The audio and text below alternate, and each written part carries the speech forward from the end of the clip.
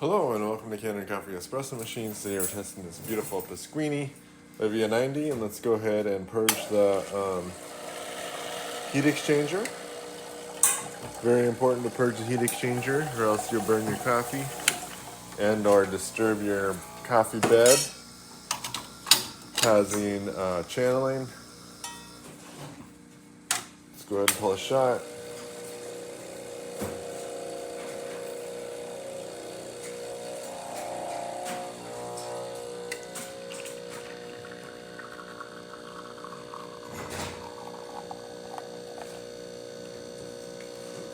So you can see we get, wow, look at that beautiful crema.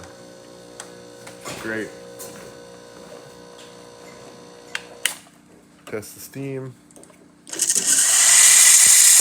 Nice strong steam. Test the hot water. Hot water works great. So thank you for pairing with Kanen Coffee. Please like our videos below. If you'd like to see more videos like this, subscribe to the channel and hit the bell. Thank you.